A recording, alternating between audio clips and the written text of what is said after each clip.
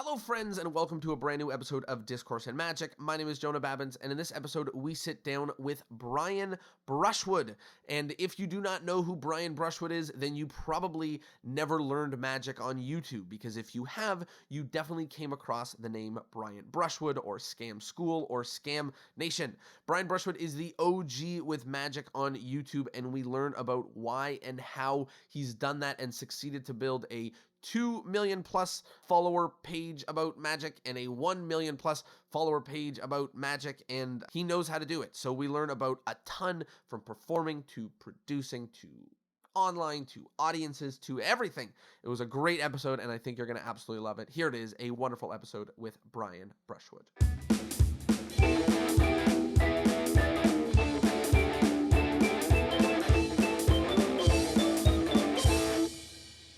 Hello, everybody, and welcome. My name is Jonah Babbins, and we are here with the one and only Brian Brushwood. Brian, how are you? Dude, I'm great. I'm so sorry that it took so long for us to get together. I found an old email of our exchange it wasn't even an exchange. Gmail decided not to show me, and I didn't know I was invited. I apologize. You know what? Not only is it A-okay, but it was also very fun to see that email, the connection from Joe Diamond putting us together and seeing that whole endless chain for this podcast come together. And happy to sit down, so excited.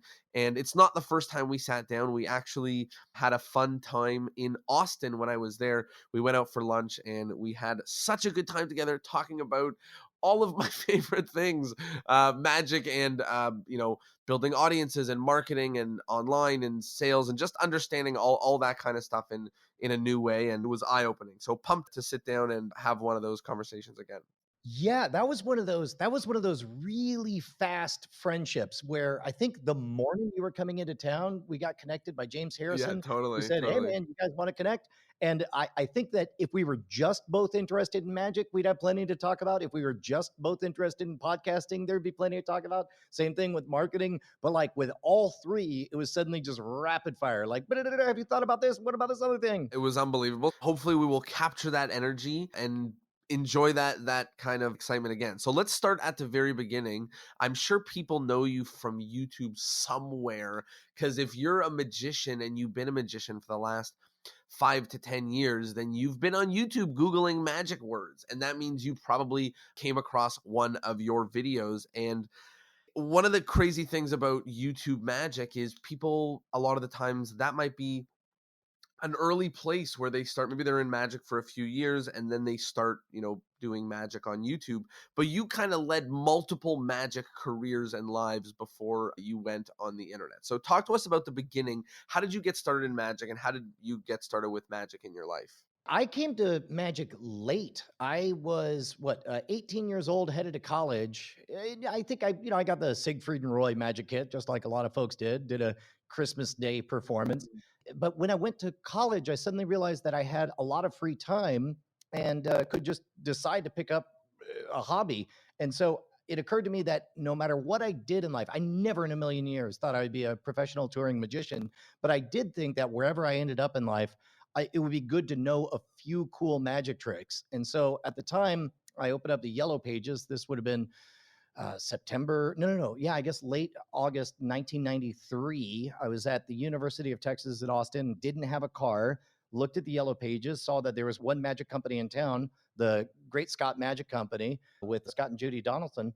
And I called them, and Judy was patient enough to walk me through the bus schedule to explain where I would need to transfer, how once I got to Kramer Lane, I would need to walk about a mile and change to make it to their house where I could go to their magic shop, which was in their garage. And I did the whole thing. And I sat down, and I suddenly, it was a 3 hour conversation about magic, everything from amazing old tales of magic to where stuff was headed to finding out that the Texas Association of Magicians convention was about to start. And I left that session with a copy of the Royal Road to Card Magic and a bridge size pack of aviators.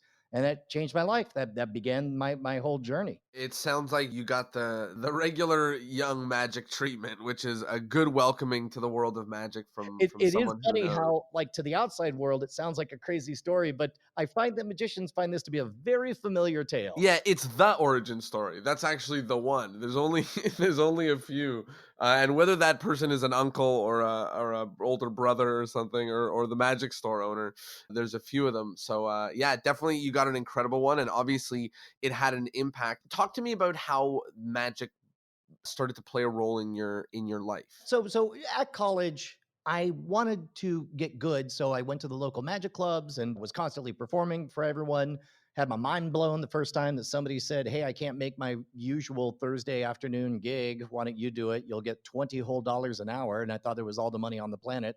And that following summer, I had the audacity to not go back to work for minimum wage at the movie theater, but instead to actually put on my Sunday best and with my friend Gordon Prince, drive all around Houston, Texas, just figuring like, well, I don't know, it seems like restaurant magics are a thing. And I have Michael Lamar's negotiating higher performance fees.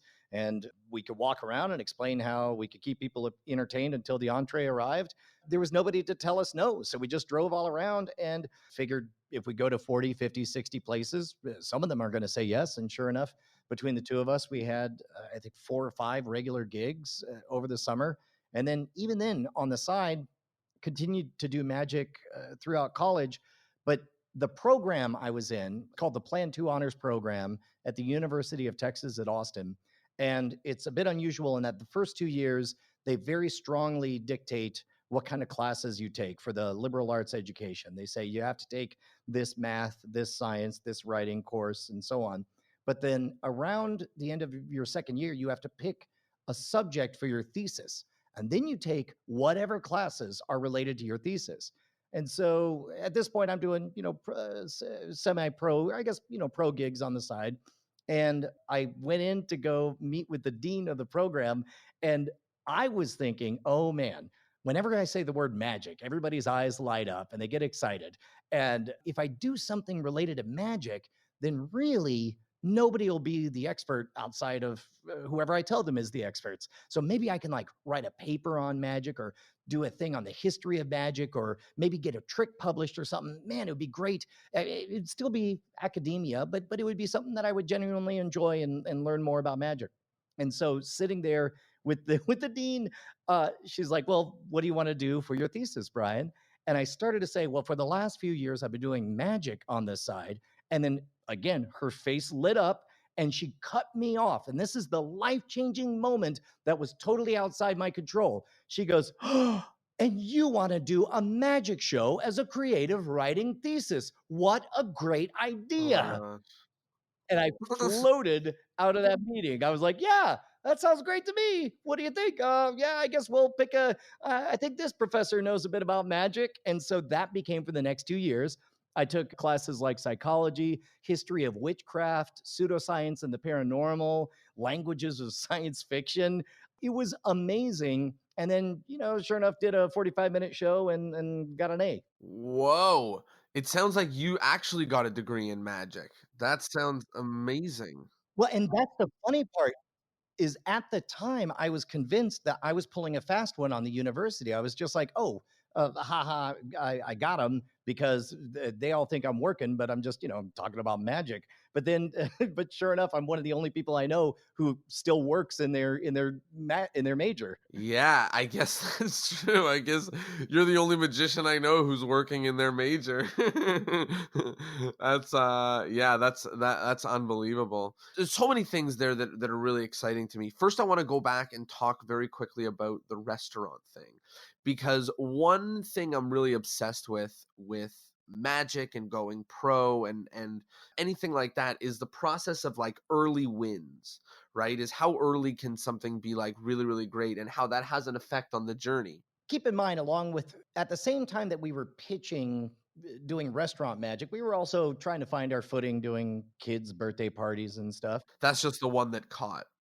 Yeah, well, exactly, but also it's the gateway that opens up to the other. And for the record, I will maintain to this day that no gig I've ever done is as hard as a kid's birthday party. They are the harshest audience, and those are the in my book, the most talented, hardest working professionals in the biz are those who submit themselves because these kids, at least when I was working colleges, everybody in the audience was primed to know that they were there for a magic show. They were all primed to know the proper behavior at this kind of show. They were primed by the fact that there were hundreds of people with them, and that that there were social norms. Kids have none of those. You have to educate them on every part of this. It's definitely crazy performing for kids, and big ups to all the people that can do it and that can do it really well. You know what? I don't want to brush over that thing that you said where you tried a whole bunch of different stuff, kids parties, restaurants, and you just figured that if you reached out to enough of them that you would find some that said yes. Because I think that that's an interesting approach to book your first gigs, and I think it's a good approach too. You know, pick a market that you kind of want to do, and go try your hand at spending a few days pitching them and coming up with something that you think might work. And I think people will be delightfully surprised at how many bookings say yes. Even if 5% say yes, you know, if you reach out to 20, 50 places, like you got some good job. Can I give a little twist on that? Not only Yeah, that, yeah, yeah, pick a yeah. market that you like and go for it, pick a market you don't like and go for it, because you might be wrong about how you feel about that, or you might be Totally. supernaturally gifted in that particular arena.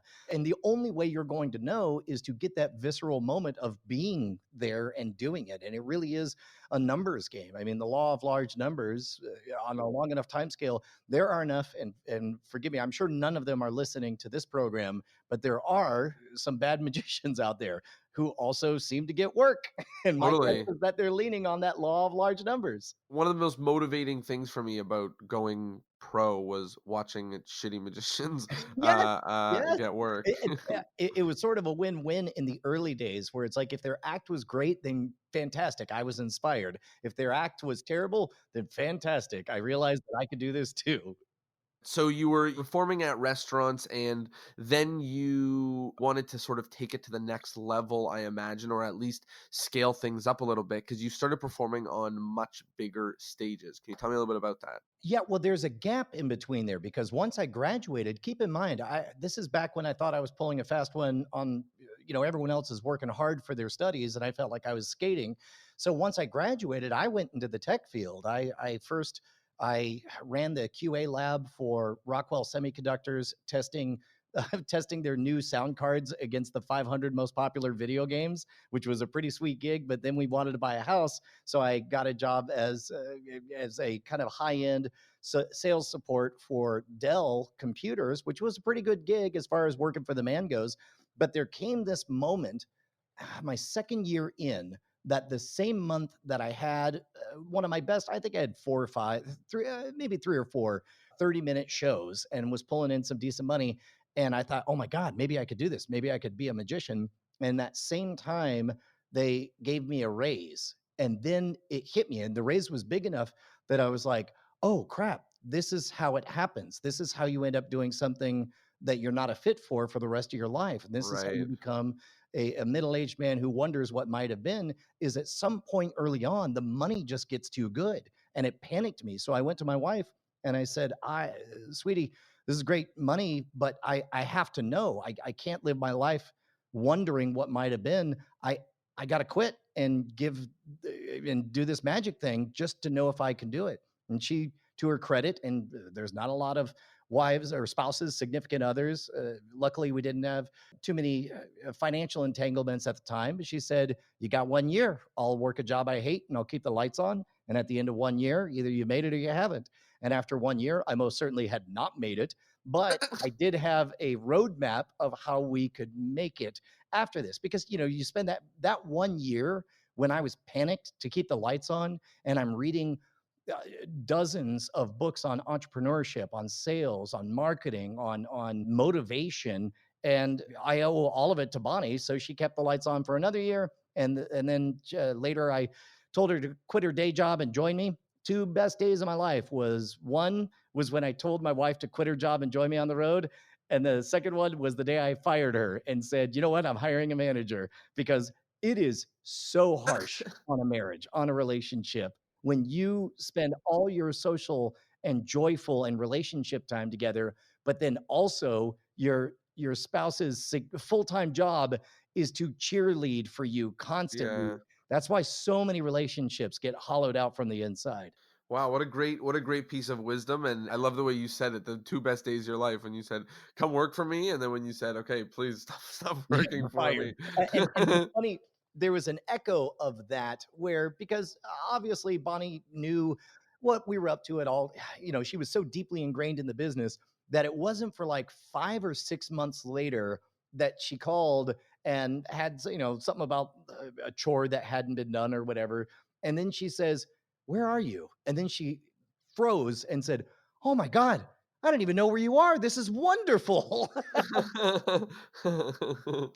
Yeah, I guess you found somebody to take care of that and somebody to work together. And I love that journey. And I love that it started with kind of a timeline to get things done. So, what was it that you did in those 2 years? Is that when you started on YouTube? Is that when you started touring on the road? What did you do? Oh yeah, this would have been early 2000s. So everything was about hustling. So I started going to college conferences. I started learning a bit about how those university folks book their entertainment, and I listened. I did a lot of listening to what they actually care about, and everything from how to manufacture a proper 5 minute sizzle reel showcase, to realizing how important the social proof of, at the time it was television, but nowadays social proof can be the numbers on YouTube, or the fact that somebody's aunt or uncle forwarded them a video. And so I realized that I needed more of the trappings of authority if I was going to reach out and capture the attention of people who are in a position to book me. So again, it was a numbers thing. We just talked about the law of large numbers. That happened again because I sent out a bunch of videotapes to TV shows. I just sat down and I went through the TV guide, because that used to be a thing, and figured out all the daytime talk shows that would probably want to feature a guy who stuck nails in his eyes, or eat fire, or break a brick over his head, or shove a tube up his nose, or whatever. Yeah, that one we're going to talk about. So at first I just sent out tapes to everybody, and of course nobody responded. Then I went out and I bought like 30 tubs of atomic fireballs from Costco or Sam's Club, and then I stuffed the videotapes in those, and I printed up a little thing on the side that said, "Think these are hot? Try eating fire. Brian Brushwood eats fire," and other stuff as well. So I sent those out, and that was I don't know, cost me what felt like all the money on the planet at the time. I think it was like $300 or $400. But sure enough, I got a phone call from, of all things, the Roseanne show. I don't know if you remember, but for like 20 minutes, Roseanne had a talk show in 1999. They invited me on right before they got canceled, but it didn't matter because I was on TV. And sure enough, that clip got picked up by Talk Soup back in the day. And then I was thrilled. And so I talked to a friend of mine who is in the marketing business, and told him about it. He's like, "That's fantastic." And I was like, "Yeah, but I just can't figure out what to do next." He's like, "What are you talking about?" I was like, "Well, I did the thing with the atomic fireballs." And he's like, "Well, how did that work out for you?" He's like, "Great." And then he says, "Then you do the exact same thing, dummy." Mm, And I right. was like, "Oh, just do the exact same thing." He goes, "Yes, there's turnover. Even if it is the same people, they may notice the second time and not the first time. Who cares? Go do it." And so I did the exact same thing a second time, and that's what got me on the Tonight Show with Jay Leno. And that clip got picked up by Talk Soup, and then next thing you know, there's a whole daytime circuit.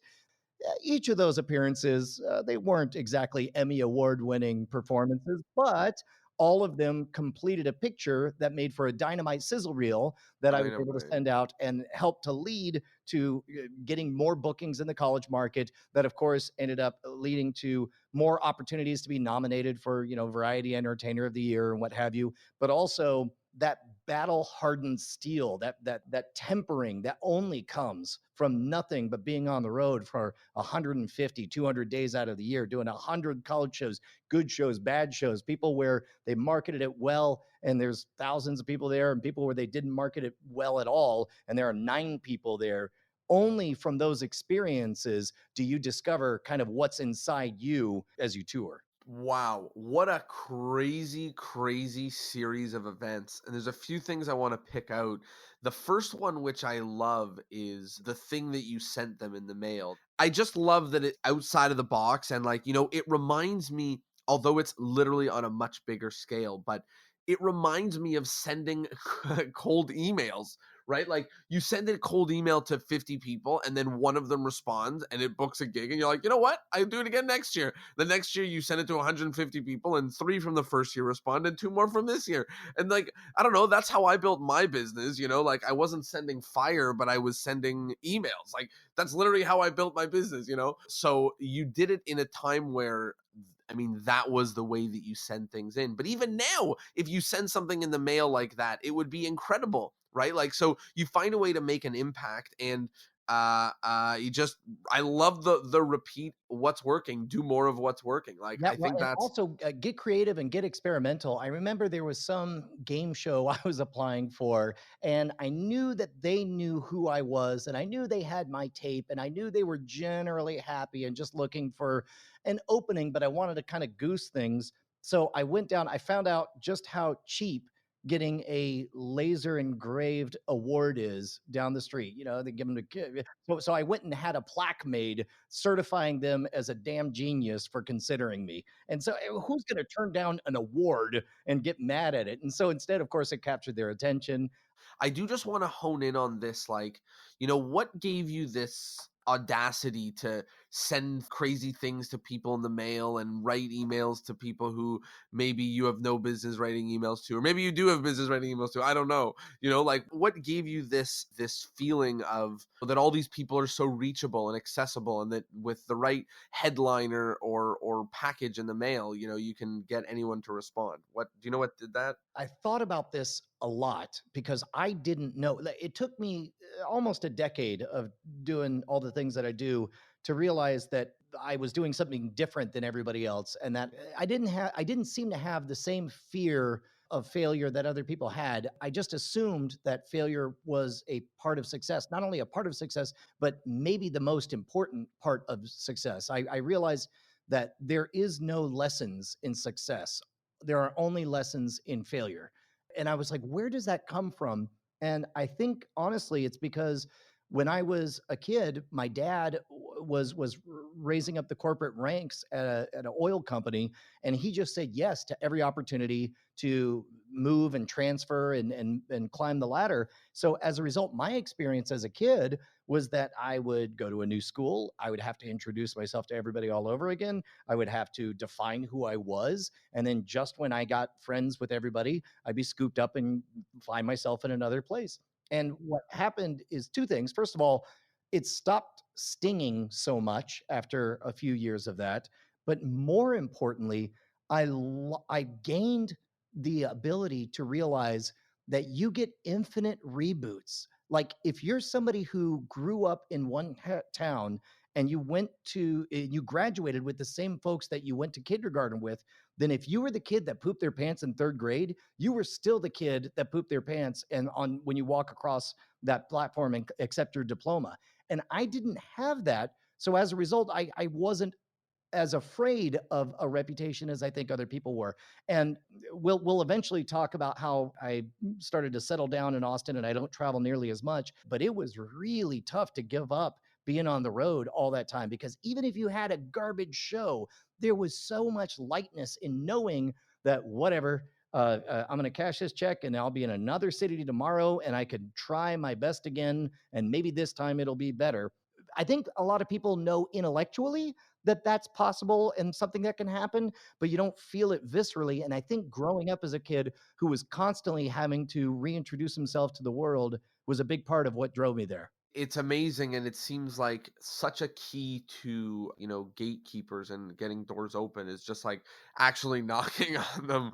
It seems like that played such a big impact in a lot of the things that ended up leading to And successes, right? keep in mind that I think we all fear the stink of failure hanging over us. And at some point when I was touring locally, there's kind of a number one drive time morning radio show here in Austin. And I showed up with some other magicians once and they said, come on back. And I had another successful appearance. And then on my third appearance, I showed up and I invested like 7, 8, 9 minutes in a mind reading act that ended in abject and complete failure. I didn't get their card. And I remember this hollow moment where they look at me and they're like, nope.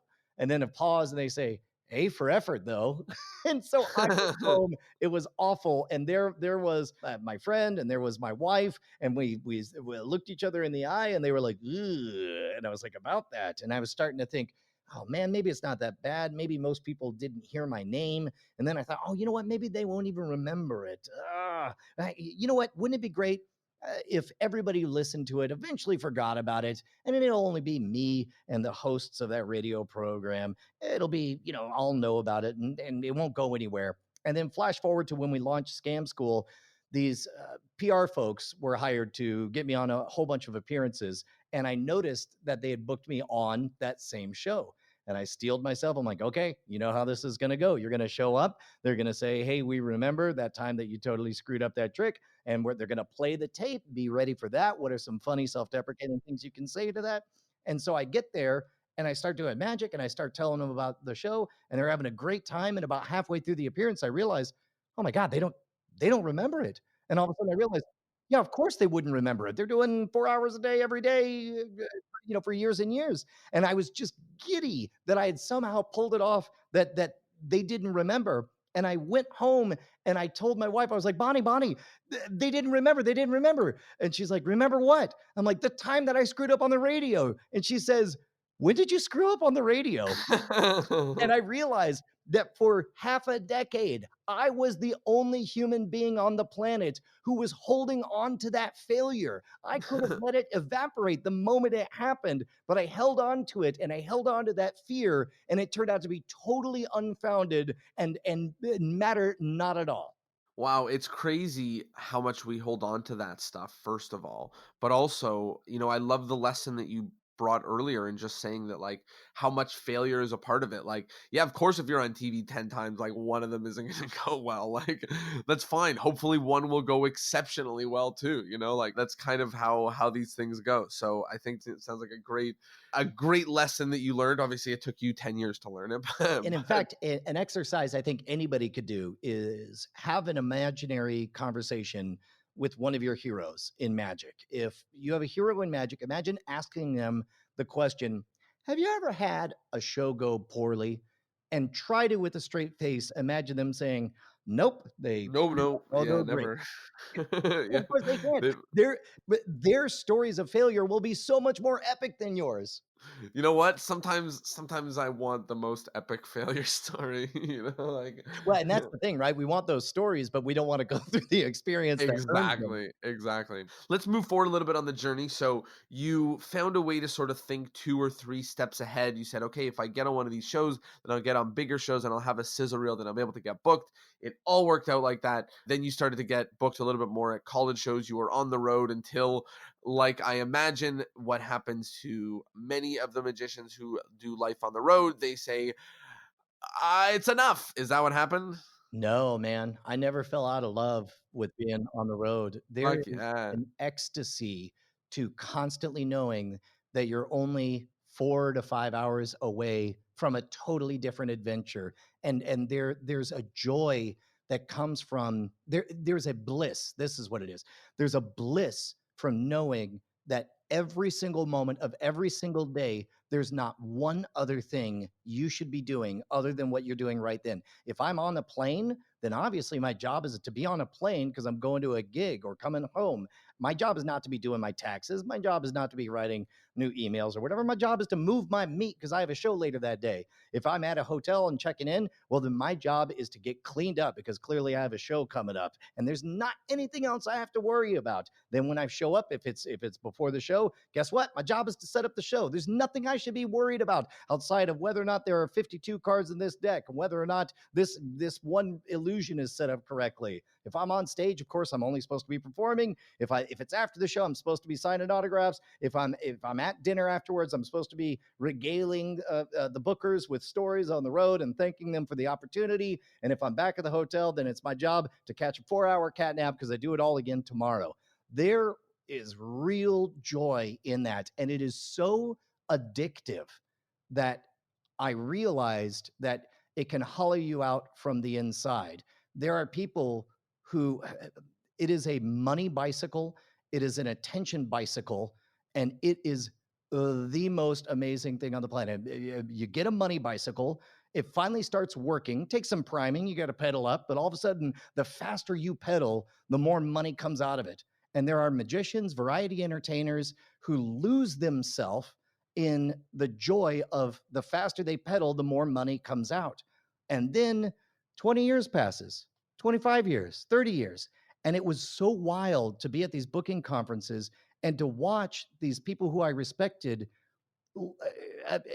fib to themselves, essentially, start to manufacture a story about how, these kids today, they don't book like they used to. It's like, no, your act aged out. It didn't scale. You were caught in the joy of riding a money bicycle, and so I became very afraid that I was going to become that, and that's part of why I realized that everybody who I knew of as a magician had a platform. And I didn't know them because they happened to be at my school, or some of them, it was like I happened to see them in person. But it's very difficult to maintain what I think of as the one way friendship. It's very difficult to maintain that if you only have one point of contact.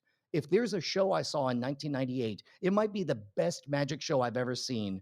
And I probably can't remember that person's name or anything that accurately happened during that show. However, the people I can tell you about are the folks who got me on their email list and maintain that connection, sending me videos, sending me updates from the road, sending me essays. I can tell you about the person who I saw live and then later showed up on television and continued to grow their brand and reach people because they kept our one way friendship alive. Like maybe I've never met them in person, but I feel like they're my friend because they built a platform to continue to reach me. And for me, I realized that I didn't have that. I was continuing to ride a money bicycle and to have single points of contact, which that's part of the reason I had that crazy, ridiculous spiked hairstyle, is because I realized it was possible for me to do the best show of my life, to earnestly receive a standing ovation. And there was a good chance that a year afterward, not one person in that audience would remember a damn thing about me or my show, but they would at least remember that he had wacky hair. Was that a good thing? You know, it seems like the opposite side of the coin of like, I'm on a TV show, I do really poorly, no one remembers me. But then also, like, I come to your school, I blow everyone's mind, you're screaming off the roof, and a year later, you also won't remember me. That's why it's, if you want to grow as a magician, it is your job to preserve the one way friendship that you establish. Because we've all had that experience of stepping up on stage and we are totally an unknown factor. Most of our shows are auditions. We set foot on stage totally unknown. And over 5 minutes, 10 minutes, 15 minutes, what we do is we earn the attention of everybody in that room. And over the next 20 minutes, we earn the respect of everybody in that room. And over the last 15 minutes, we earn a place in everybody's memories. But that is a fleeting place that will evaporate if you don't build a platform for yourself to preserve that one way friendship and keep it alive. Wow. Those 2 sentences are from somebody who is totally in the know from beginning to end of what our job is on stage and then what our job is afterwards. So is that what launched you to start creating content and a platform online? Yeah. So around this time, I guess I had done a few TV appearances. I was continuing to ride the money bicycle, doing the college touring, and I realized I needed a platform. I needed to reach more people, and so I got some interest from Court TV. Now they're True TV, and we put together a show about scams and cons and debunking pseudoscience of the paranormal. To be honest, we were kind of pitching a version of Penn and Teller's BS before that show even came out. And then my champion left for another network, and the person who inherited my project just wasn't a fan, phoned it in, and we got a very middling pitch reel that went nowhere. And as we were doing that pitch reel, I remember thinking, man, my job is to just say, yes, these are the pros, they know what they're doing. But as we were doing it, there were so many moments that I'm like, I feel like this is the wrong idea. I feel like it should go this way and not the other way. And then sure enough, it went nowhere. I was bummed afterwards, but I thought to myself, like, okay, if I want to host a show, if I was going to pick somebody to host a show, what is the first thing I would like for them to have as a qualification? And the first thing I realized was I would prefer if they've already hosted a show. And so this is that old problem of like, how do you get started? You needed experience, but you can't get started. So I realized this is the early days of YouTube, I think 2006. So YouTube was only a year old. I had a couple of little digital elf Canon cameras that could record at 320 by 240 at like 8 kilohertz audio. And I had a fully booked fall schedule. I had a charming and engaging stage assistant who I believe you know, and Nick Wells. He's the son of Scott Wells. And I just decided, screw it, I host a show. So while we were on these 3 or 4 hour travels, I going to each gig, that was all dead bandwidth that I was currently only using to move my meat. So instead, I would tuck a couple of t-shirts into the corners of the dashboard. I would carefully set up the cameras. And again, this is, I think, pre iPhone, certainly pre usable iPhone for camera stuff.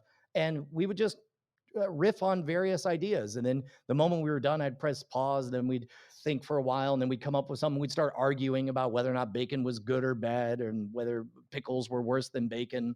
It didn't matter because what I really learned is that you exist at two different points. There's talent you, who's in the moment trying to come up with something clever, but later you have to assemble that story by becoming editor you.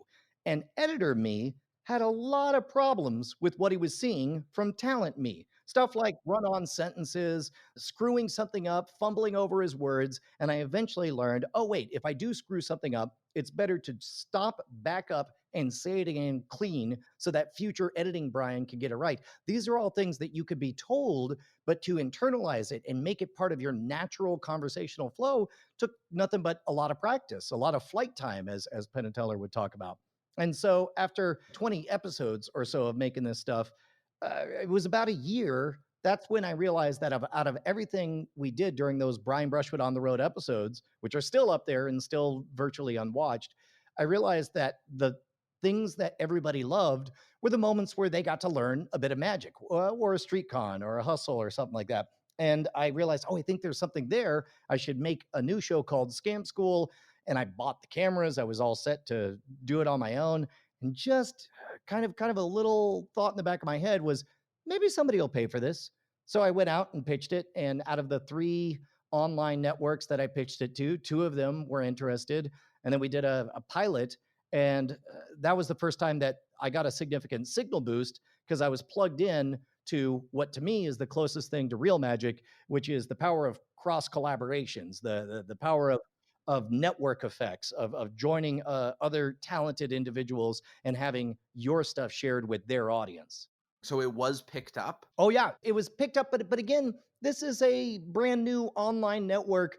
To be honest, I thought Scam School was going to be just a practice gig. I thought this is back before it was easy to do production on your own, when even owning a high definition camera was an expensive thing. And certainly having a crew or a talented producer who knows what they're doing, the mere fact that they were interested in getting the thing made was the biggest deal to me. And I thought, oh, this will be great practice for when I do TV. To me, I was thinking of it in terms of just bull riding. The longer I can hold on to this, the more hours I'll rack up of experience in front of a camera, and I'll learn how to tell stories along the way. Much to my surprise, here we are through various iterations, multiple companies being sold to other companies, shows transforming, being relaunched as independent brands. And here we are 11 and a half years and nearly 900 episodes in. And that's before launching all the other stuff as well. I would say it paid off in terms of flight time. Unbelievable. And like there's so many aspects of the modern like online creator that I want to talk about with you because it seems like you've got such a firm understanding of it.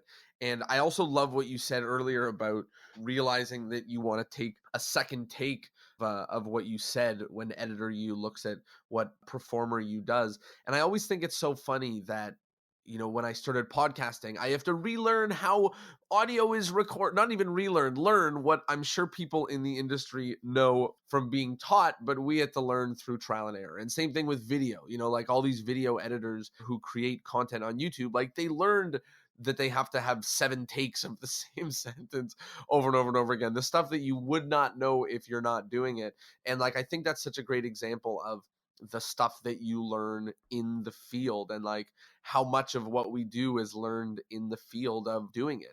It sounds like a lot of the successes that you've had is about just jumping in and not hemming and hawing about whether or not to do the thing, and just doing the thing and saying like, okay, well, if the first isn't good, surely the 10th will be, and if the 10th isn't good, then surely the 50th will I be. think part of it is giving yourself permission to be bad or bracing yourself for the fact that you have to be bad, that you have to get started. I remember by way of the writer Dan Harmon, the guy who co-created Rick and Morty and Community, he was talking about how reading that Woody Allen just called total BS on writer's block. He says there physically is no such thing. And anyone who says there's writer's block is a liar because you have hands and a keyboard or a pencil and paper. You are physically capable of writing words. You are putting on yourself the artificial filter of, well, they've got to be good. So disable that filter. The best advice I got when it comes to writing a book is turn off the monitor. You're not allowed to edit as you write. Turn off the monitor, and if you type something terrible, that's later you, that's future you that's going to fix it, or retype the sentence and literally set out to say, I'm going to write the worst routine in the world. What's the dumbest way for me to begin it? In my travels to India, I picked up this box, and you're mocking and you're intentionally being bad, and and at some point something awakens in you and you realize, oh wait, I'm actually making a scathing indictment of what I perceive as really bad magic. People ask me all the time how to find their voice of magic, and I say always figure out what you hate. You don't need to figure out what you love. If you go to the Chinese buffet and you think, oh, all these things, let me mentally try on for size each one of them and think whether or not I'll love them. Don't do that. You'll never pick anything. Instead, look and say, which of these are you never going to touch? All these salads, never going to eat them. All of these overly sweet meats, never going to touch them. Sushi, I hate sushi. Guess what? All of a sudden, you're down to like 30% of the buffet. You've already gotten 2/3 of the way towards making your decision. And that's what happens artistically is you have to figure out what you hate so that you can do what you love. What a great way to navigate sort of decision making in an action taking. So you start producing these videos on YouTube. There's some interest in similar versions of it being picked up by networks. How does that and the creating of all of that content have an effect on your touring life? Do you phase it out? Do you do it all at once? How do you handle it? I think I maintained my touring schedule about 5 years in, and it took me a while to have a wake up moment. The biggest value towards getting started first with Brian Brushwood on the road and then with Scam School, the majority of the value was being able to put at the bottom of each of my emails, host of the show blank. Even if you've never heard of the show, something about the cachet of host of the show blank is it activates a heuristic in folks' interest where they're all like, well, okay, I don't know what this show is, but if he has a show, he's probably not a joker who's wasting my time. So during this time, I'm all focused just on getting started. One of the biggest things, the smartest things I did was, did you ever see the movie Gattaca about genetic engineering from the mid 90s? No, I haven't. Yeah, so there's this moment, you got one genetically engineered superior brother, and you got one natural born brother who's genetically inferior. The natural born brother is the one who is succeeding and making all this stuff happen. And they have this through line of these constant wiener measuring contests where they both try to swim out, and whoever chickens out first is the loser. And then finally, at the end of the movie, one brother asks the other, "How did you do it? How did you do it all this time? I had everything going for me. Why are you making this happen?" And the genetically inferior brother said, "That was my secret. I never saved anything for the swim back." And so when I started Scam School, I remember thinking like, well, I don't want to give my best material at the very front. I'll do this and then I'll build up. And then I realized, oh wait, no, there is no later if you don't give your best early on. Mythbusters didn't hold back their best urban legends. They hit all of the most popular urban legends, and and to be honest, those early episodes, they weren't great. It was before they figured out how to be the voice of the Mythbusters, but they gave their all, and it was a subject that everybody dug. And later, eventually, they even stopped pretending that they were about debunking myths. Instead, they're all like, here's a cool idea from the forums. Like, I realized they saved nothing for the swim back. And so that's what I wanted to do with Scam School as well. All of my best, most polished material. I started teaching material from my stage show, literally stuff that people were going to go watch and see me do later, because I realized it would be better for them to sit in the audience thinking, oh, I've seen this, I like this guy, than for them to not know anything about me at all.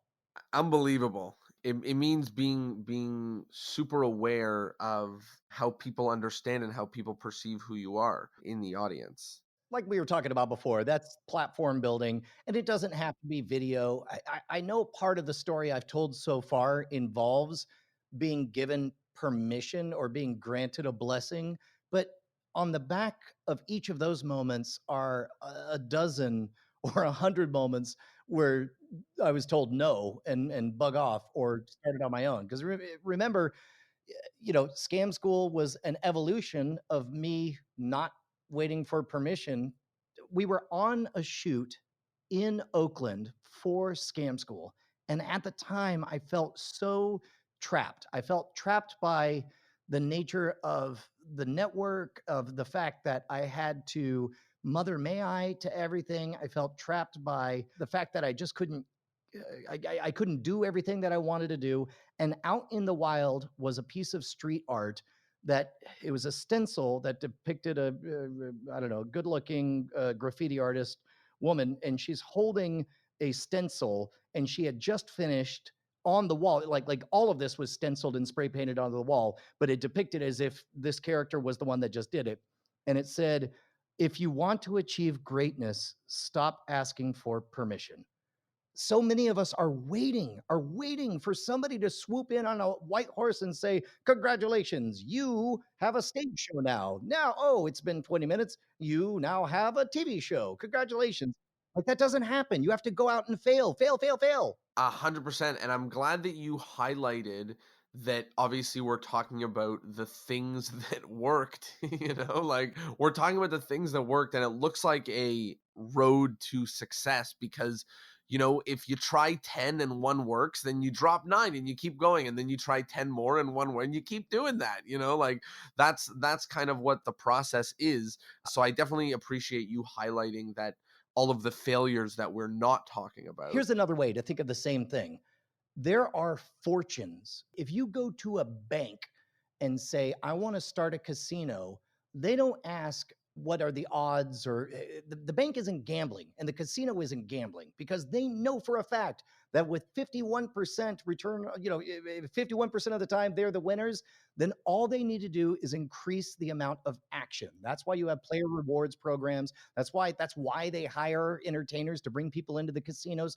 All of that is because the house just barely has an edge over the audience. So likewise, artistically, let's say, think about how if you can average an at bat, I'm going to get like three metaphors deep. If you're batting and you're hoping to hit a home run, you only do it once out of 50 times. If you want to hit a home run, all you got to do is do 50 at bats. Basically, all you have to do is recognize that you're just slightly good enough. And once you realize you're slightly good enough, your new job is to just increase the action, maximize the number of shows you do, get your at bats at maximum. That's what I loved about doing shows at restaurants, is because unlike doing full stage shows where you only got essentially one experience that took up the entire night, you could do 20, 30, 40, 50 little mini performances in one day. That's what you need to increase your flight time and to develop and harden as a magician. I think in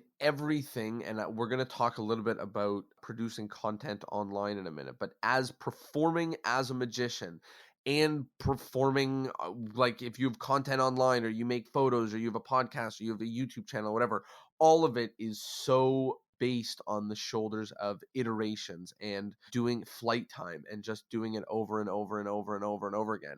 It's so funny because half the secrets to every question, like every question I ask on this podcast, could come down to like, do it more, write it down, or reach out to more people. I'm sure for both of us, there's a version of that happening right now. My guess is this is not the first time you've asked versions of these questions, and it's certainly not the first time that I've told versions of all of these stories.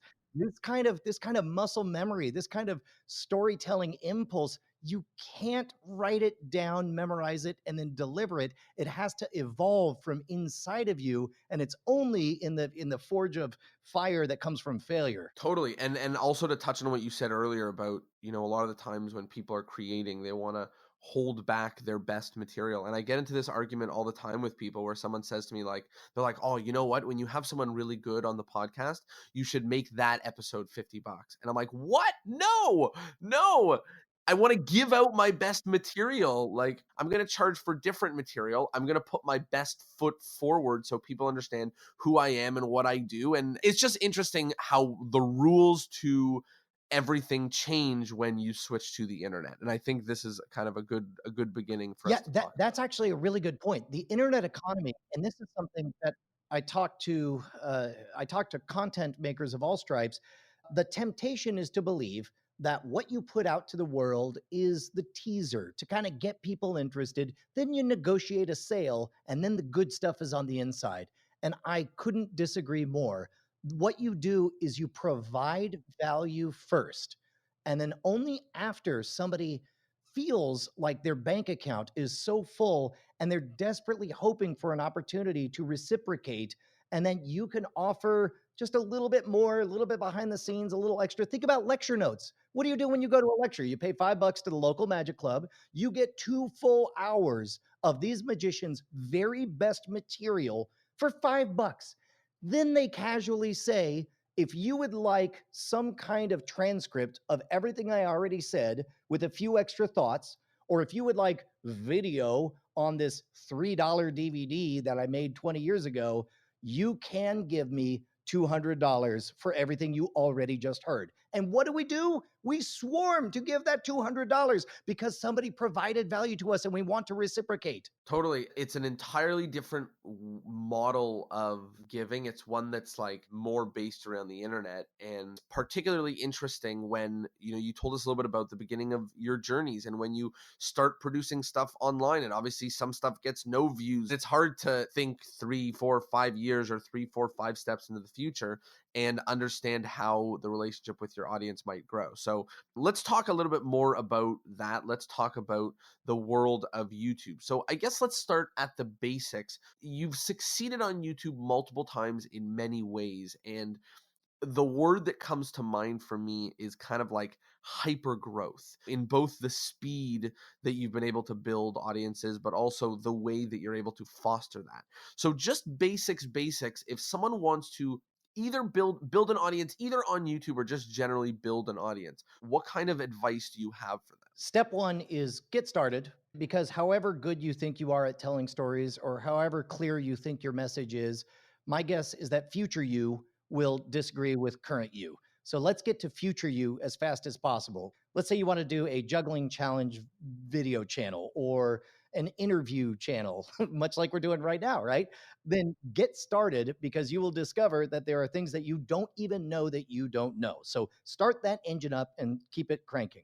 Once you know it's good, and in fact, my advice to people who want to start anything is I say, do 10 of whatever it is and release the last one. And then tell yourself, lie to yourself, saying that you'll save the other 9 of them and get around to using those when there's a gap. Truth is, you'll never use them. And in fact, you'll quickly become disgusted with them. So instead, at that point, you keep on going. Once you start to reward your audience with I do a class at a business place called the Wizard Academy, and it's all about how to build a hardcore tribe. And what we teach is you consistently over time release high quality videos that fill an unoccupied niche. So we'll go in reverse order. First of all, let's look for an unoccupied niche. If you want to do, when I did it, I looked at magic tutorials on YouTube, and they were all fairly low rent productions, usually a pair of hands and an off camera voice, maybe even not even an off camera voice. If English was a problem, they would just put subtitles on there. And I looked around and I was like, okay, who is doing stuff that looks like it belongs on television, teaching magic tutorials? Nobody. And the moment you look around, whatever your niche is, and realize that nobody's doing it, then congratulations. By default, you are now the world's best at whatever it is. That's part of the reason I branded my stage show Bizarre Magic. And I know in magicians, we all know that Bizarre Magic is where you tell a ghost story and then you find their card. But that word didn't mean anything to the public, so it was a good way to sort of convey this fusion of sideshow and mind reading and comedy magic. Once you have your niche, now high production quality, not necessarily even good production quality, high quality. Tell good stories. And whether that means that it's rich, buttery visuals, whether it means it's well scripted narratives, whether it means it's a level of authenticity and honesty that you don't normally encounter, there's a way to make sure you tell the best version of the story that you can.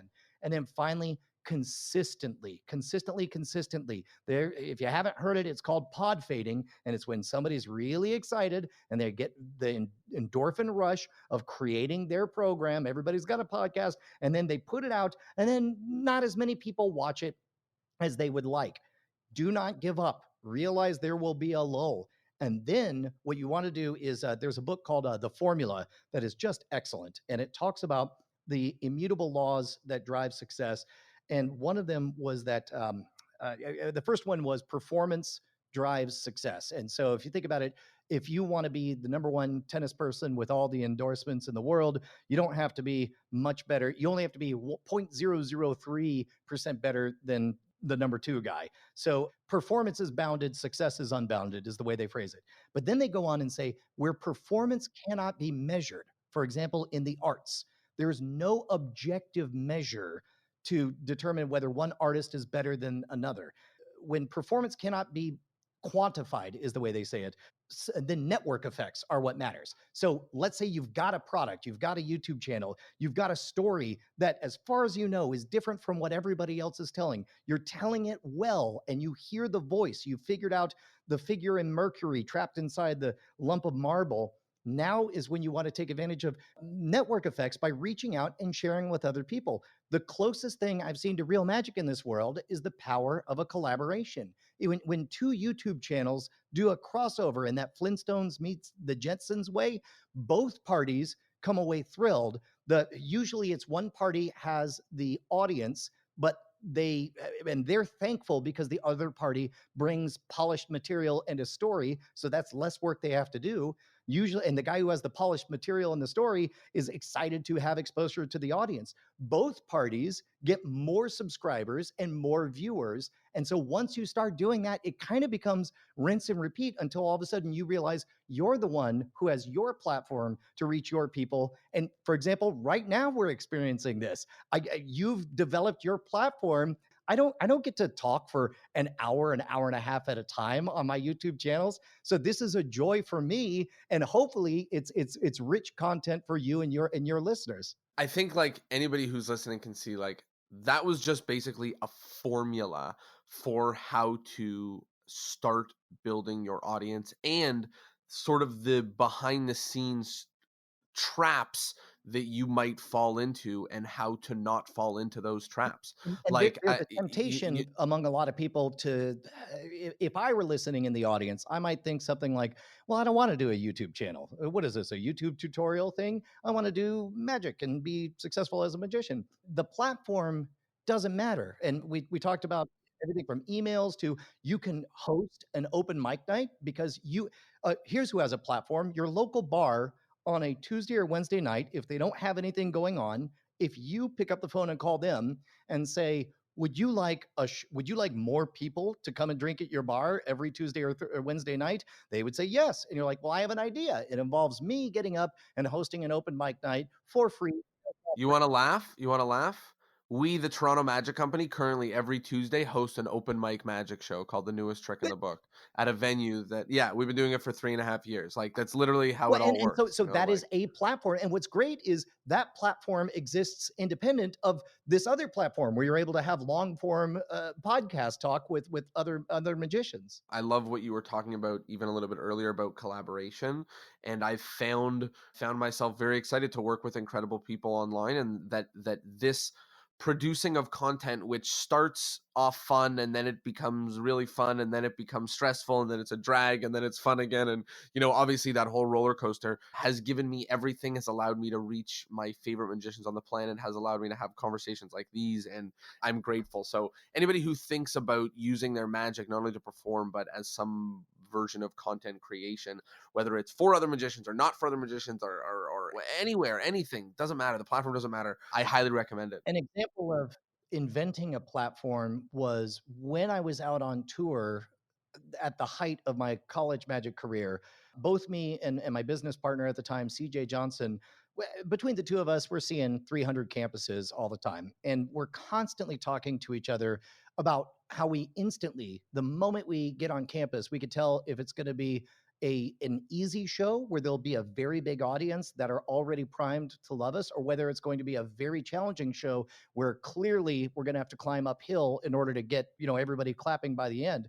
At some point I realized, oh wait, not only do we want to know what those clues are, but also other performers would want to know what are all the techniques of all the most successful campuses when it comes to getting butts in seats to be there for all their events. And then it hit me, hey, dummy, your real job when you do a magic show, yes, it's to entertain and blow minds and make people delighted and surprised and excited, but also your job is to fill this hour-long gap after this one lecturer, but before dinner. And all of these people want butts in seats. So all of these student activities boards, they would love to hear all of the secrets to make that happen. And the best part is, I realized I didn't even have to make them up. All I had to do was write down all the most brilliant ideas we saw as we went campus to campus. So CJ and I wrote a book called Pack the House that you could buy on Amazon. And so we gave it away for free at these college booking events because everybody walking up and down those aisles looking for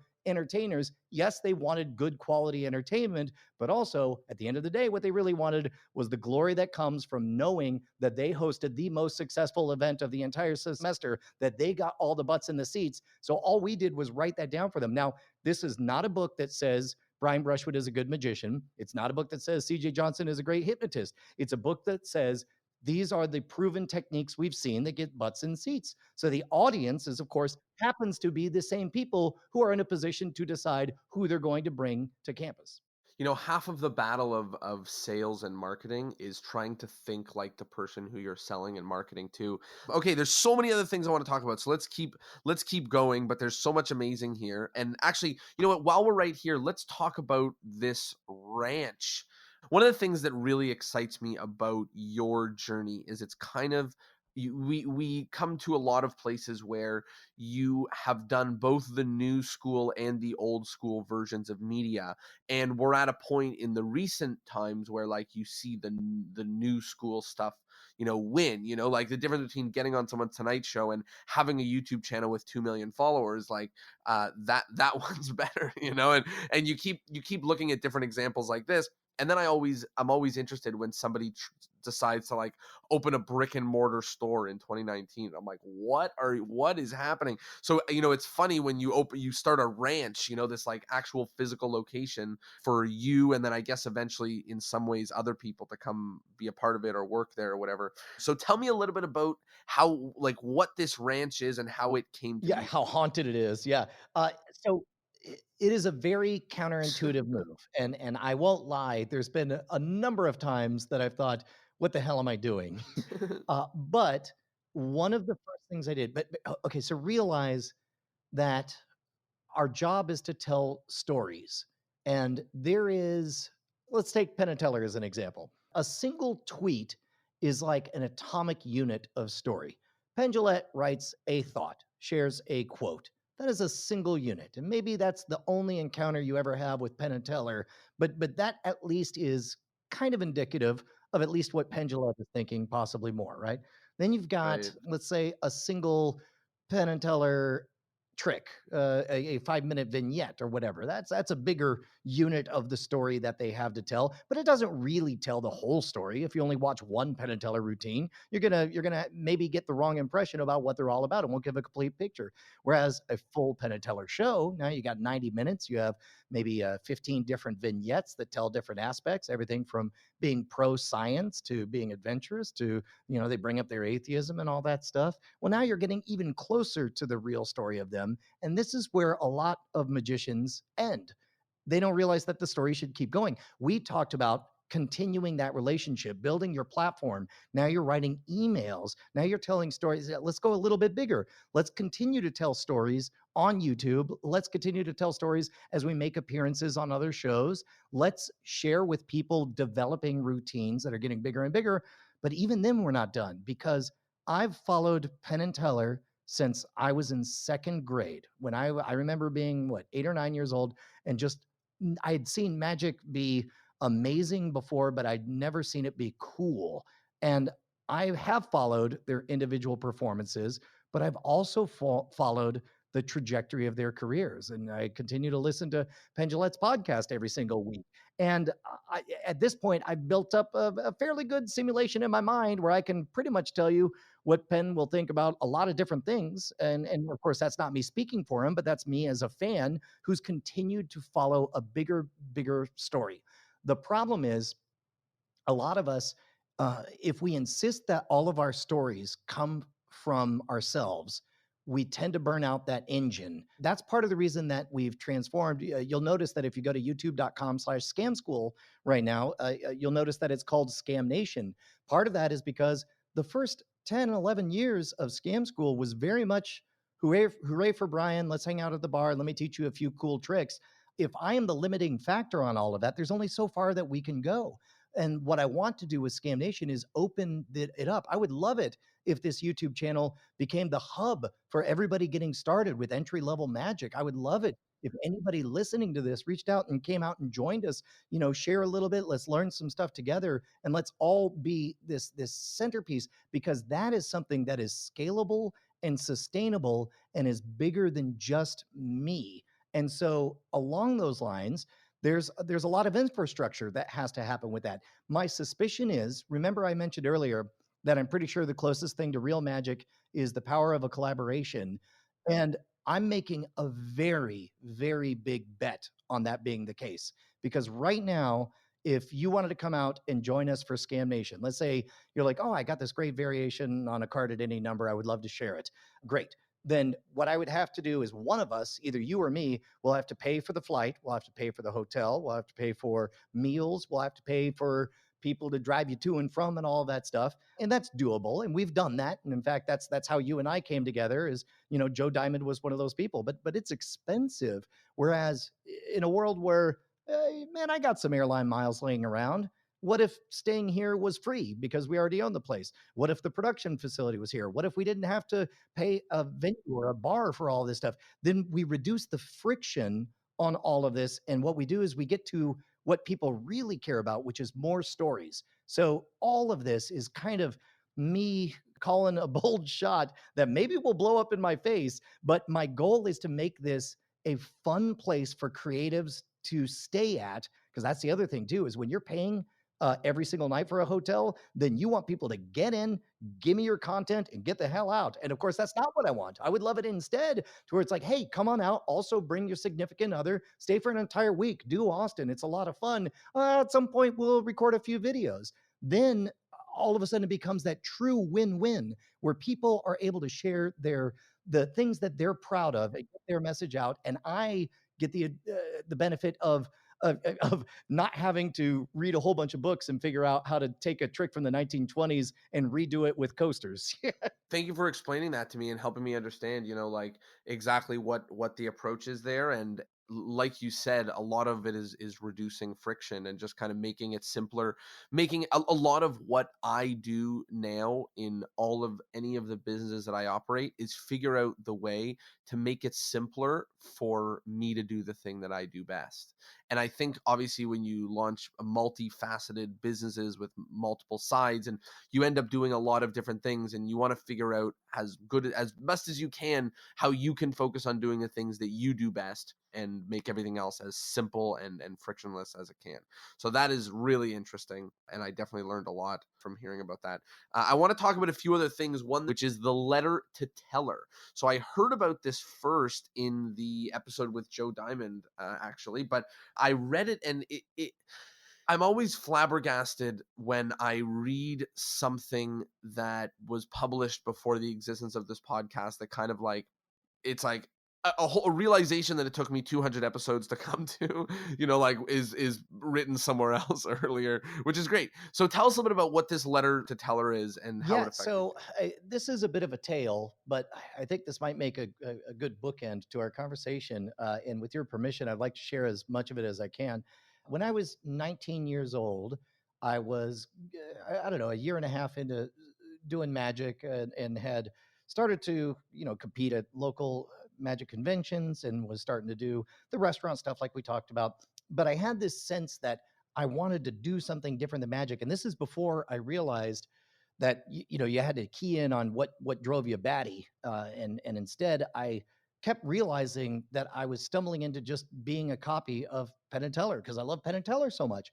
And at some point, Penn and Teller, they were performing in Houston, 3.5 hour drive from where I was in Austin at the time. And so me and my buddy Gordon, who I think I mentioned before, we headed out there. And of course, they hung out after the show. They signed autographs as they always do because they're cool like that.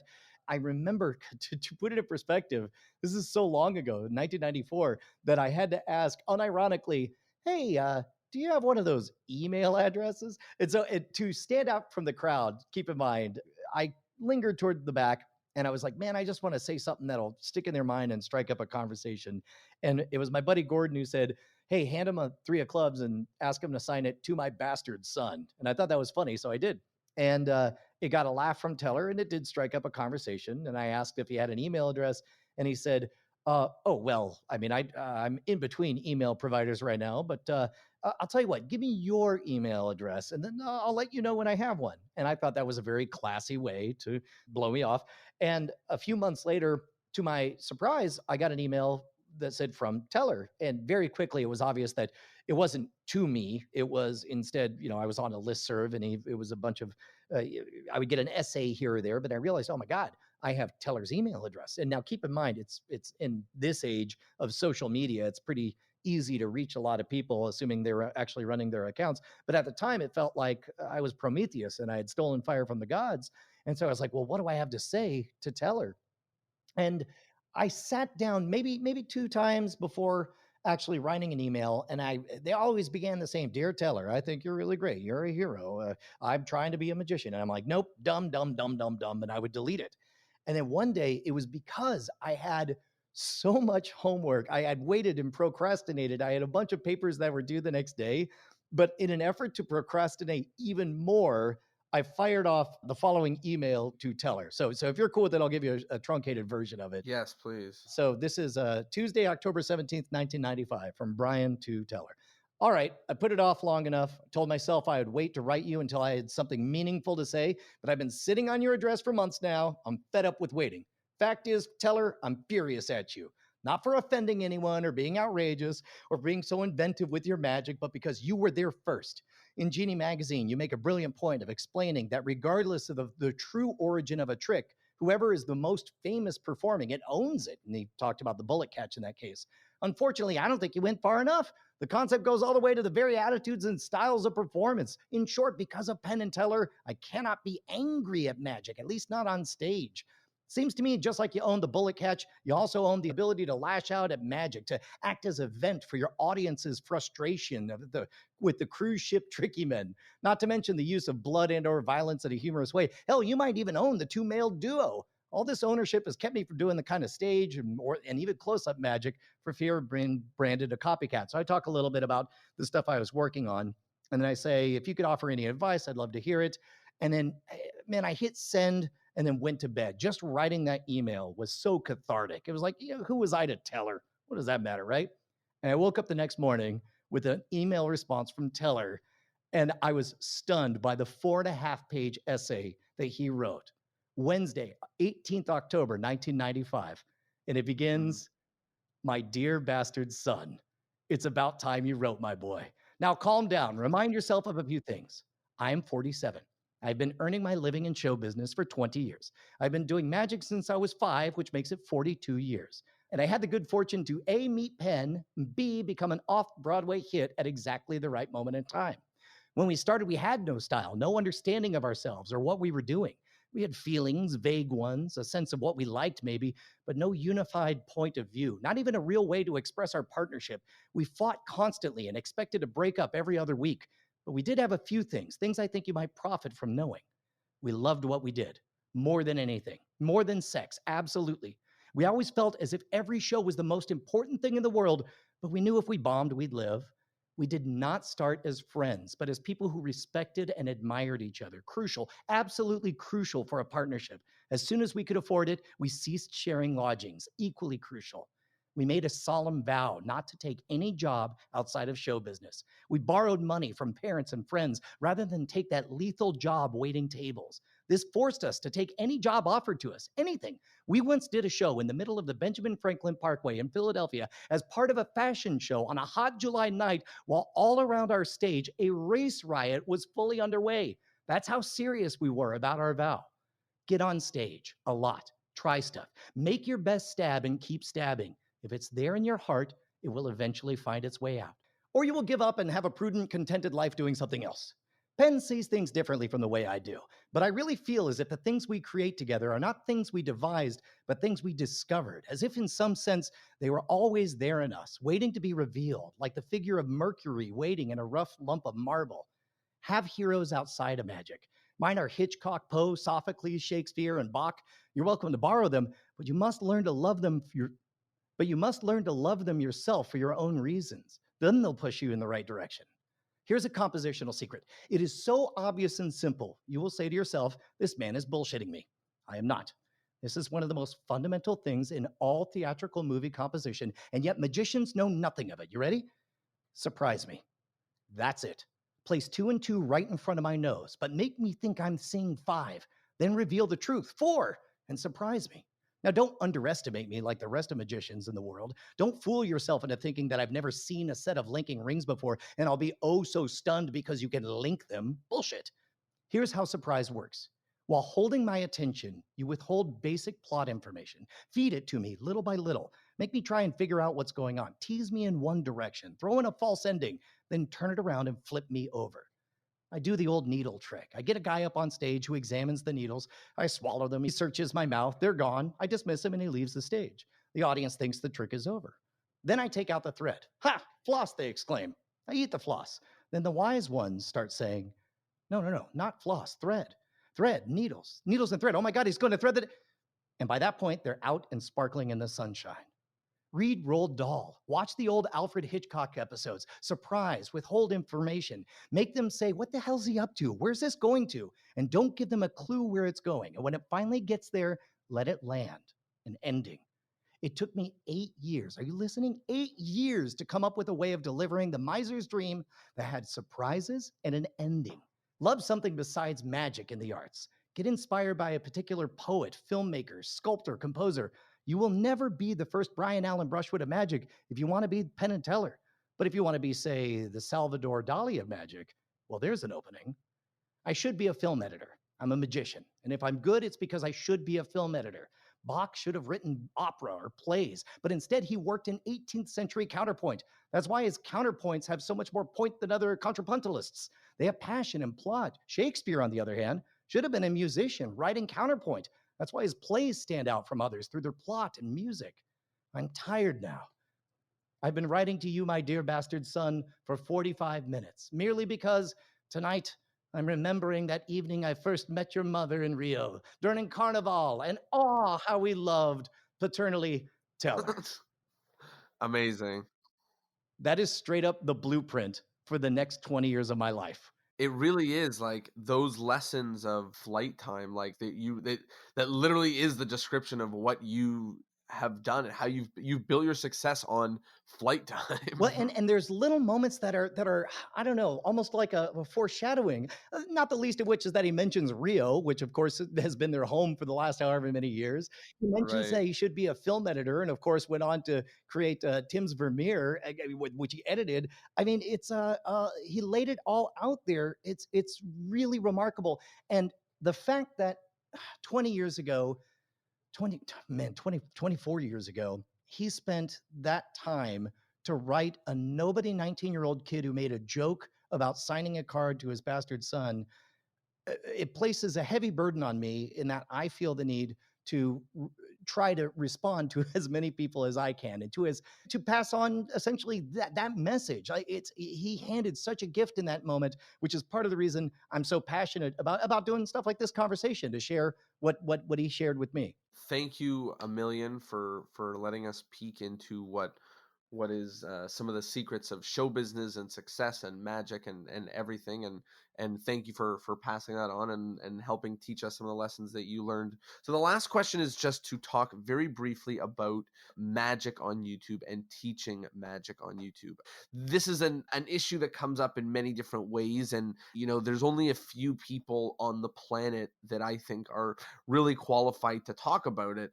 And you are one of them because part of learning magic on YouTube exists because of some of the things that you had done and that you have done. So, can you give us just a general feeling about what your approach is to I don't want to say the word morality because that makes it seem really heavy handed, but like how you think about sharing magic online and magic secrets and how that Yeah, all well, works?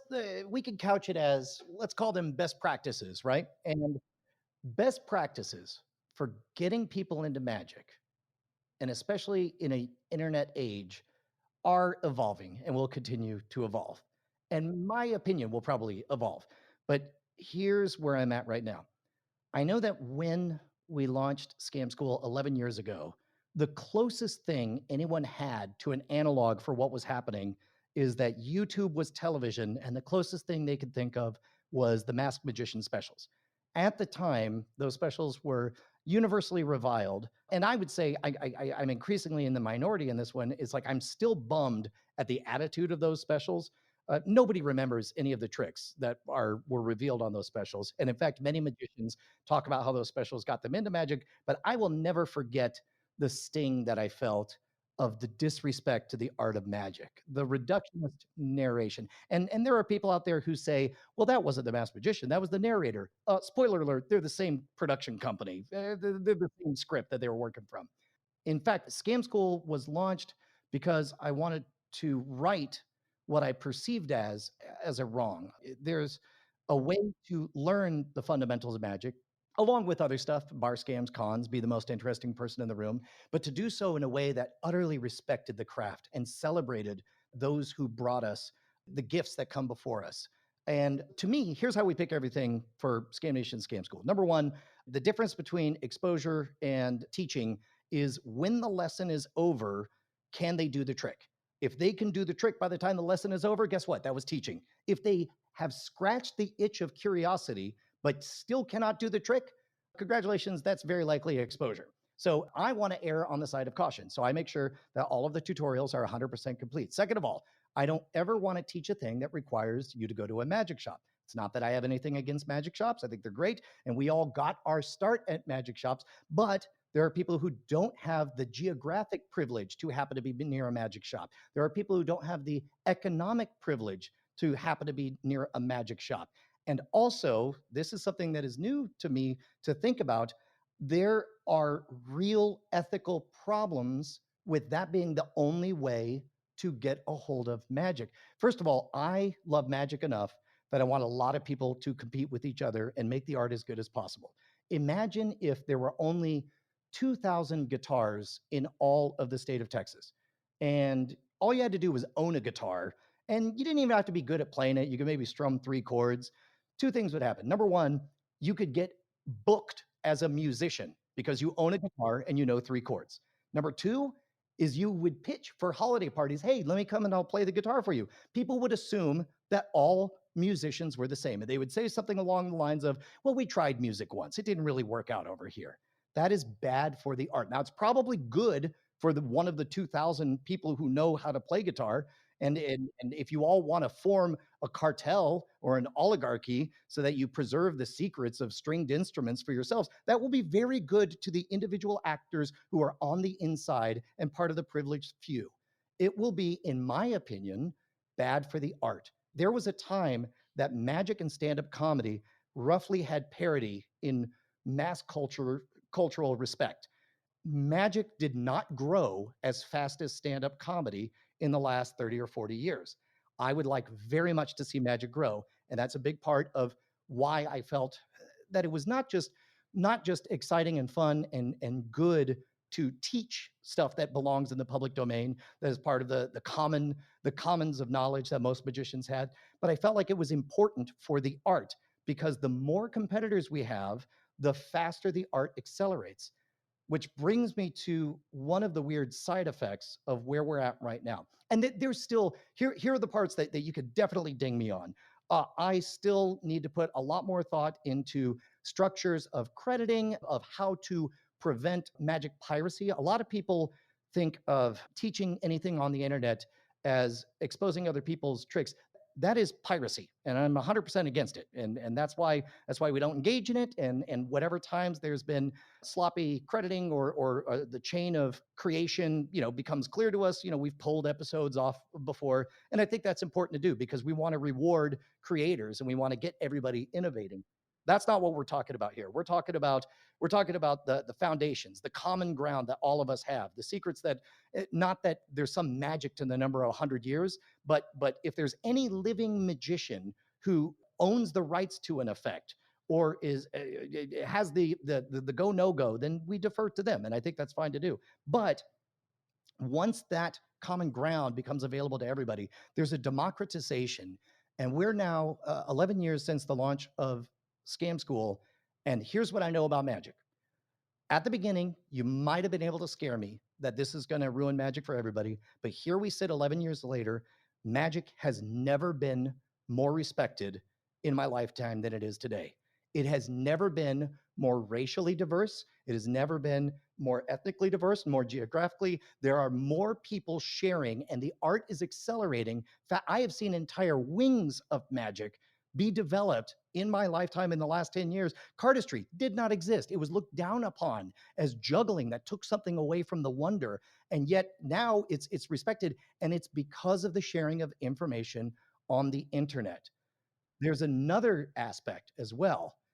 I believe that every person's participation in magic should not be measured by whether or not they have $20 in their pocket.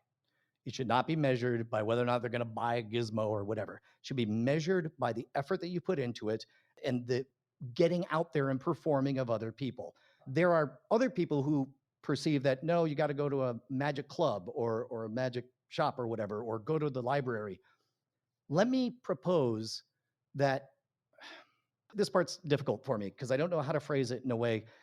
The first time a magic mentor of mine got arrested for pedophilia, it was a really big surprise.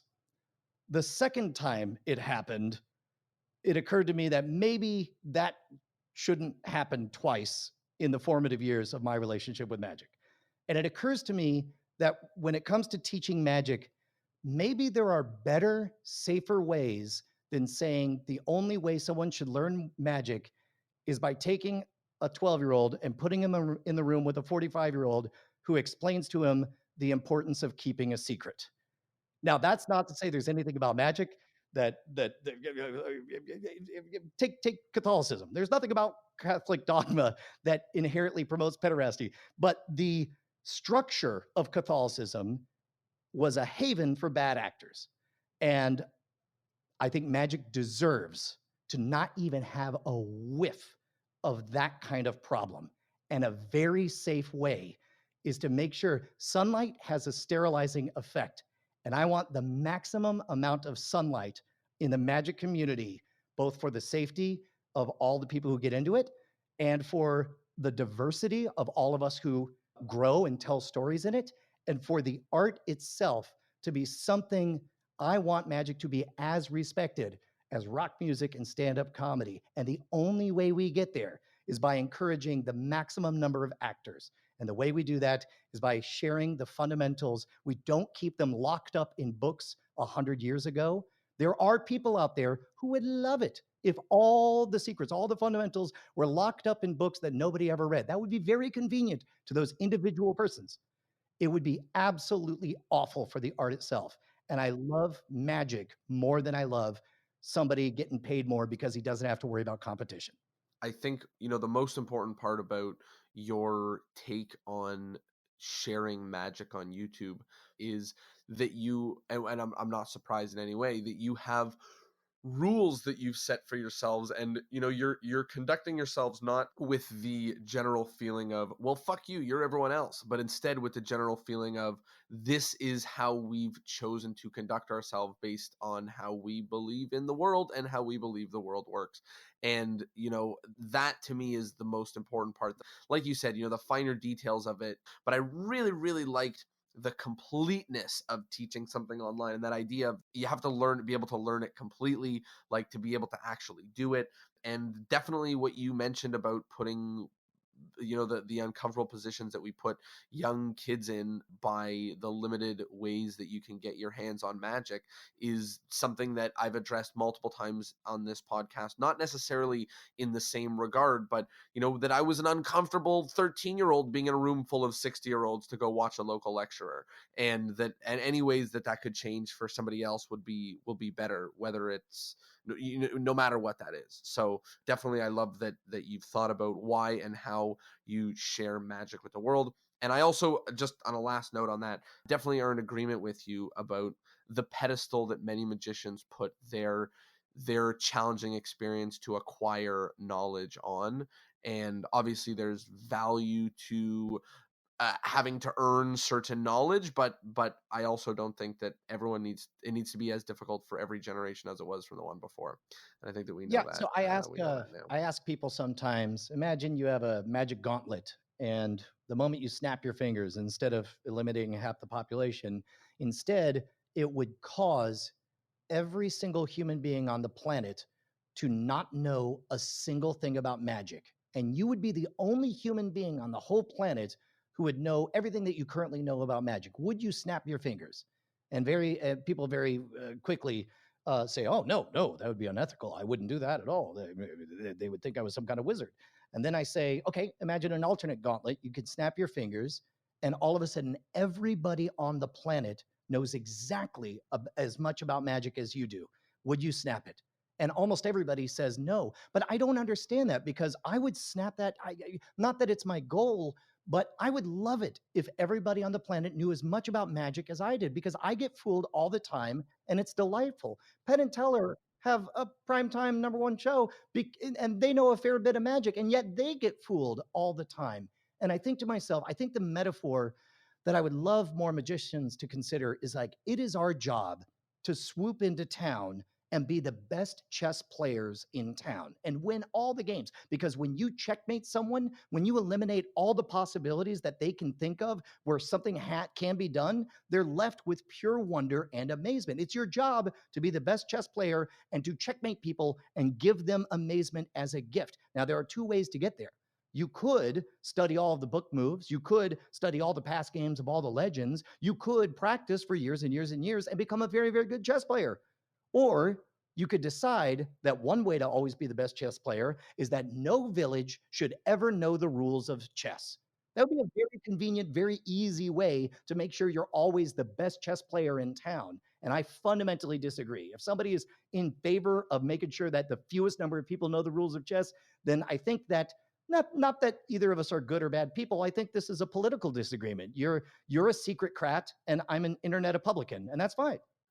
I I love it, and I love your views on it and your understandings and your metaphors and things like chess and guitar to help better understand what the landscape is, because like you said, like the very first thing you said in addressing this issue, the landscape of how people learn magic and learn information has drastically changed in the last 15-20 years. And that in the early stages of anything like that, it's the pioneers who make the biggest impact and help define how magic or how anything is learned. And I think that you're one of those pioneers, and I'm excited to hear about, hear those reasons why you built it the way that you did. That is very kind of you to say. And random plug. This is not my podcast at all, but I've recently been fascinated with a podcast called The Pessimist's Archive, where what the guy does is he goes back and historically researches a bunch of what we would consider today to be fairly innocuous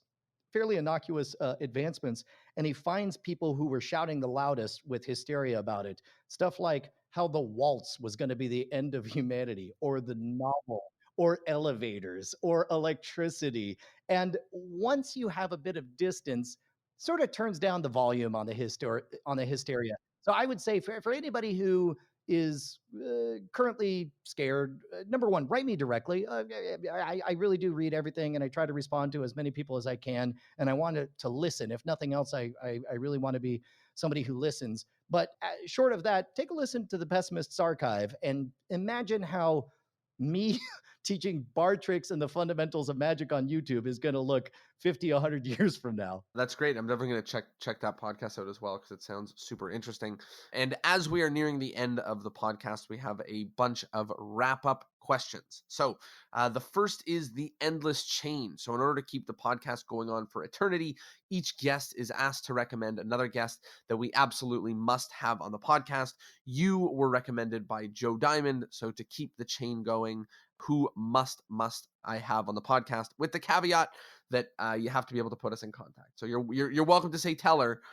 Let me throw a long shot. I hope he'll do it. But I was really taken by the essays on magic by David Rowan, DavidRowyn. Full disclosure, I was so enchanted by his thoughts on magic that I ended up hiring him. So he runs our online store, scamstuff.com, but he wrote some fantastic articles about the nature of magic and storytelling.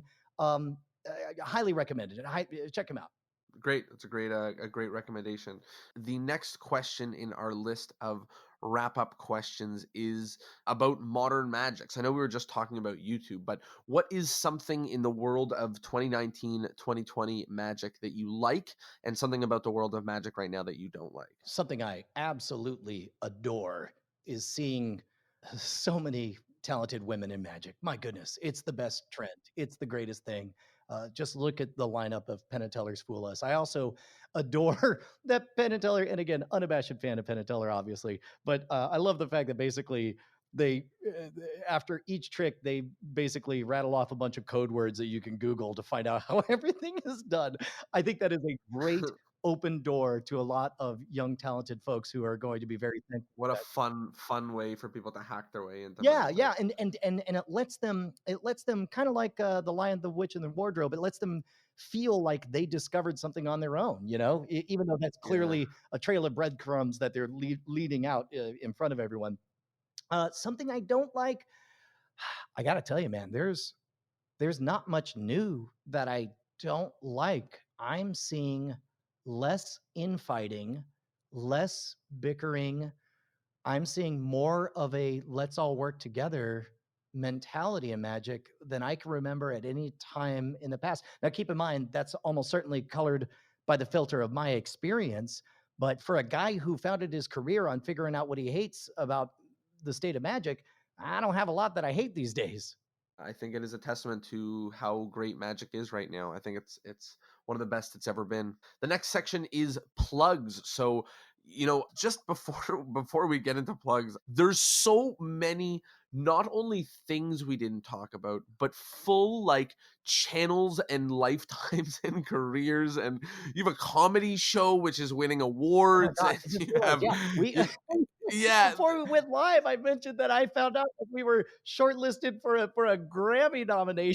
Yeah, yeah. Everything. There's a trillion things going on here. Yeah, So there's like multiple YouTube channels. There's like so plugs. Give us the short about where people can go to find what you think is like 1A content for magicians, but then B, like where people can get the scope of what you what you do online all in all, because it's like, what is it, 20 years worth of online content in different categories? Like, we can't get it covered in Yeah, a like 2 hour if you podcast. want a 1,000-foot view, just go to shwood.com. That's SHWOOD. You'll see links that'll take you to a couple different YouTube channels and the comedy album.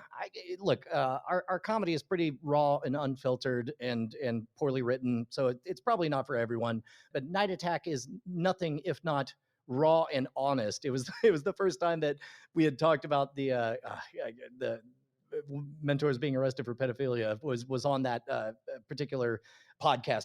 But as far, yeah, I don't know, if you want to buy some stuff, scamstuff.com, we got some really good stuff. I made a pretty good book test. If those who've played with it have said real nice things. Yes, well, I love that. And the very last thing is the take home point. So we have been talking for nearly 2 hours now about everything under the sun, some of my favorite subjects, and people listen to this podcast doing loads of different stuff, whether they're washing their car, or walking their dog, or walking their car, washing their dog, whatever they're doing.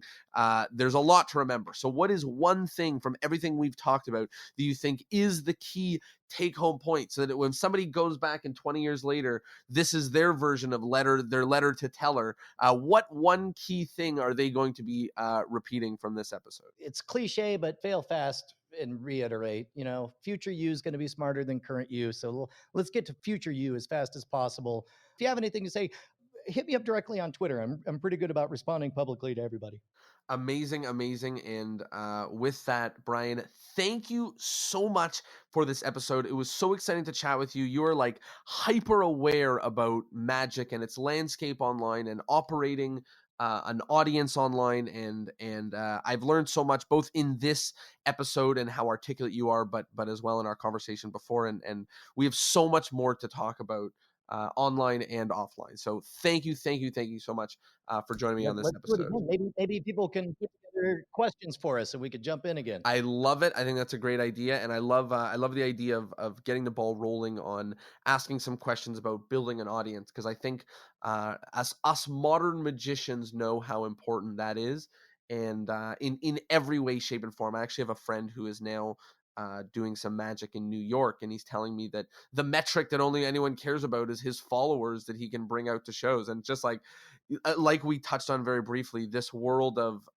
the onlines, the YouTubes being more important or as important as the TVs and the radios. The YouTubes and the podcasts becoming the TVs and the radios is happening in our lifetime. So loved the discussion on all of that stuff. Thank you once again. And of course, a big thank you to everyone who listened and joined in for this episode and learn something with us. Well, thank you so much. It was lovely. It was a pleasure. And I'll see y'all next Thursday. Peace.